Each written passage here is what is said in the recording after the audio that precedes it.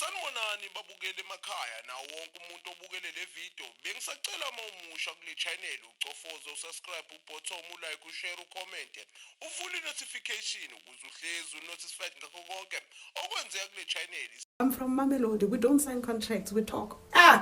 Okay. Tell us about the 9 million Gobi scandal then. The Kwimadlanga Commission is a place you cannot play around with. If you are used to lying to your family and your friends and your girlfriends and think the whole South Africa will think you are telling the truth, you're wrong. Reconsider the script, because Mr. Major Lebogang Peter's testimony today actually made me realize I wouldn't be shocked if other people say he's narcissistic. Yeah. Let me have a look at what I personally think is the problem here. If I was to talk about very basic jargon, I would say he is a man that is living a high-stakes double life. His testimony today, in actual fact, was not just a legal defense, according to me and how I see it. It was actually a chaotic map of luxury cars. He spoke about gambling dens responsibly, according to him, and he said it was convenient. He had a lot of memory loss. He had a lot of, look at the bigger picture. I'm from Mamelodi. We don't sign contracts. We talk. Okay. Tell us about the 9 million Gobi scandal then. The ghost money that we are talking about, because you happen to have a memory gap. Now, Peter's testimony says the following. He says he had a photographic memory for every institution he allegedly received money from his boss, Chukudu Malaj. On the other hand, he suffered the total amnesia regarding his own bank account. He does not remember, because when confronted with large unexplained cash deposits like 500,000, 1 million, I'm talking about that kind of money. Where do they come from? Dololo. Okay. What did you do? No, they were not bribes. Okay, what were they? They're not bribes. Number 2, I am a cow salesman and I am going to defend it because I am running a business and I must make sure that I don't necessarily know how to write books, but at the same time I must write books because I borrowed them 1.5 million. Who are you lying to? You are not just a police officer that is running a freelance car dealership. Apart from that, did you disclose it to your employer that you are running a business like that? No. Now, according to me, I may be wrong, but according to how I saw it, Piri has issues with gambling. He admitted to being a frequent visitor at the casino. He painted a picture of the fact that he's actually a man that loves a lot of luck. Yeah, this is a classic person who has a lot to do with money laundering, my people, if you did not know. And the narrative that he is giving us at the Kwimadlanga Commission is something I don't buy. I understand people talk about responsible gambling, but let me tell you, every single thing you do must have paper trail, money trail, bank statement trail, something trail. That is why in gambling casinos, they even have cards, they have slips, they have to track the money that goes in and out. So Mr. Piri, tell us the truth. What's up?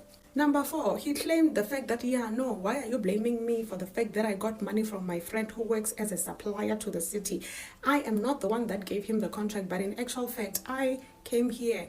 I am working in the city for 15 years and the man was here even before I was. So why do you put the blame on me? Because I found him here. He does everything. He has tenders of chauffeurs. He has tenders of Archer. Well, that's a business, not a tender with the city.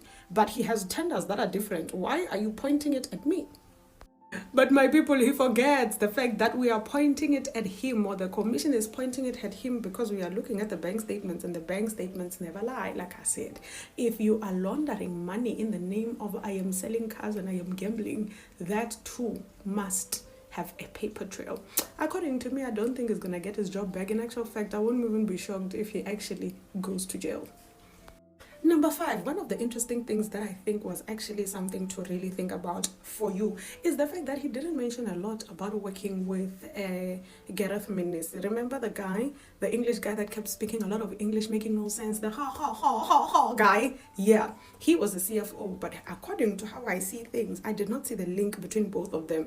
Maybe in this part, I must also say, the commission, we are very proud of you, but I think you must make sure, Mr. Say today, the leader, evidence leader must practice. We cannot be having people that are intense on national television in front of the entire South Africa. I'm just saying, because there were no links there. There were suppositions that were not supposed to be placed before they were placed, but they were placed. Other suppositions were never placed. Other things that we thought should have been asked were never asked. And I'm just saying, with all due respect, chairperson, commissioners, all of you in the house, under oath, players, can you please kindly give us people like Mr. Chaskalson? Yeah, what? People like that, because we too at home know for sure when a person is literally bull us, We know what he's gonna say. And if nothing has been asked about a certain situation that we know for sure must be asked, it is not on record. And it's a problem because we are not here to fight about the fact that he borrowed his friends 1.5 million and they do not pay him back, and therefore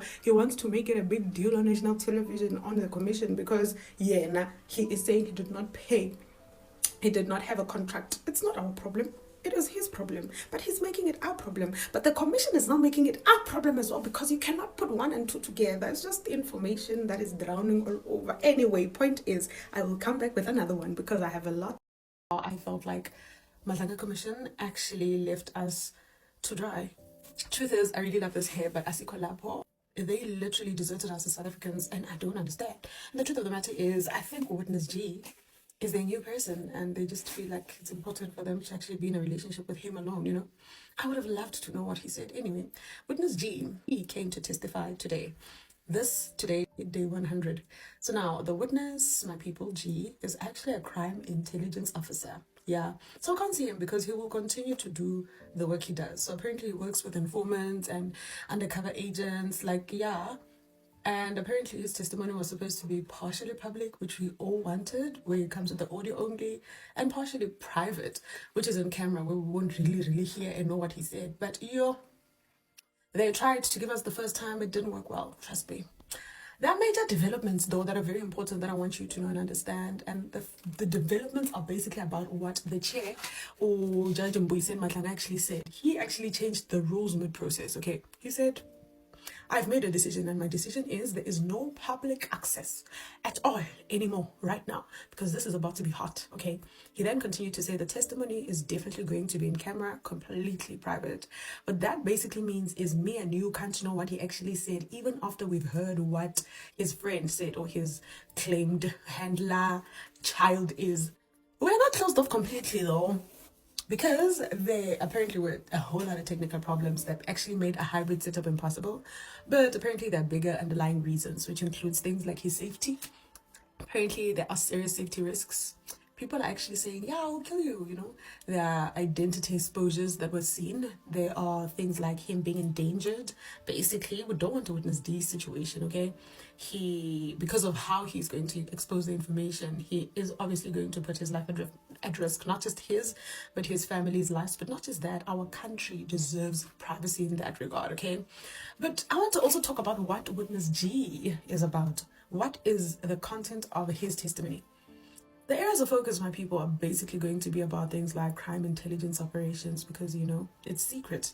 They will ask him how he used informants or agents, how political interference is actually being investigated, you know, how corruption networks actually function, especially inside SAPS, because obviously he knows. But the obvious part of it is the fact that they are definitely going to ask the status of Brown Mohotsi because we know him as an alleged political fixer and we know him as an informant. And if this handler doesn't know him, then he clearly is lying. But if he knows him, then he must tell us how the rules work. Yep. Point is, there's a reason why Witness G is actually a huge deal. Not just big, huge, okay? Huge. And the reason for that is actually because he is not a normal witness. He has a whole lot of inside information when it comes to intelligence knowledge, okay?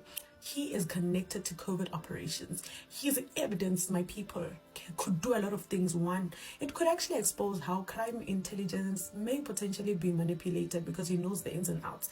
And he can also link politicians to syndicates, to drugs, to everything. So we need him. But the problem is we need him and we need to know because we were waiting for him to come, okay?